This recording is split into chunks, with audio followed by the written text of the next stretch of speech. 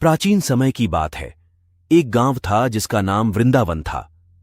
यह गांव उत्तर प्रदेश के ऋषिकेश के पास स्थित था। यहां के लोग अपने प्राचीन संस्कृति और धर्म को मानते थे। गांव के पास एक बड़ा सुंदर मंदिर था जिसका नाम राधा मदन मंदिर था। यहां का रहने वाले लोग नियमित रूप से मंदिर जाकर पूजा करते थे और अपने जीवन में धार्मिकता को महत्व देते थे। इस गांव में एक बुढ़िया और उसका नौजवान पोता रहते थे। बुढ़िया का नाम सुमित्रा था और उसके पोते का नाम सुरेश था। बुढ़िया बड़ी धार्मिक और नेक थीं।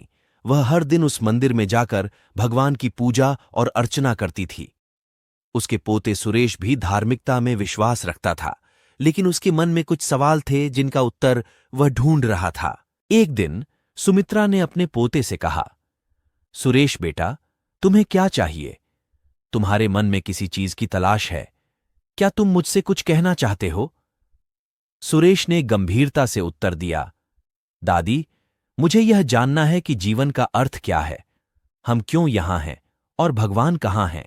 सुमित्रा ने उसके सवालों को सुना और गंभीर रूप से उत्तर दिया, बेटा, यह सवाल बहुत ही महत्वपूर्ण है। हम सभी इस संसार में भगवान के द्वारा भेजे गए हैं।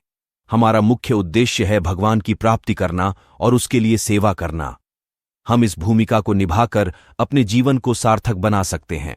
सुरेश ने सुमित्रा के वचनों को ध्यान से सुना और उसे समझने का प्रयास किया, लेकिन उसके मन में और भी बहुत से सवाल उठने लगे। उसने अपने दादी से कहा, दादी, मुझे आपके बताए गए उत्तरों से संतुष्टि नहीं मिल रही है। मुझे अधिक ज्ञान और बोध की तलाश है।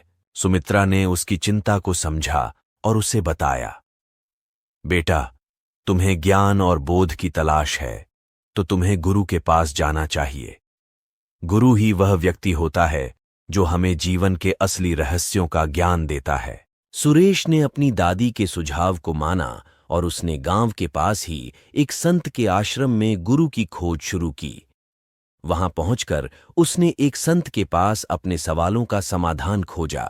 यहां तक कि यह थोड़ी देर में काफी सारे लोग उस संत के आश्रम में जमा हो गए और गुरुजी ने सभी के सवालों का उत्तर दिया।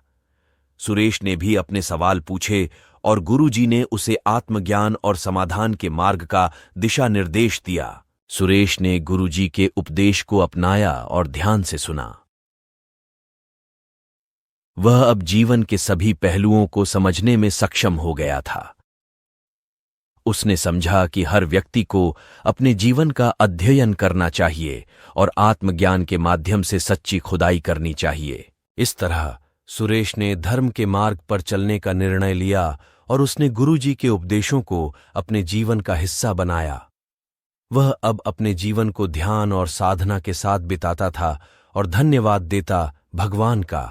इस कहानी से हमें यह सीखने को मिलता है कि हमें धर्म के मार्ग पर चलना चाहिए और आत्मज्ञान के माध्यम से अपने जीवन को समृद्ध करना चाहिए।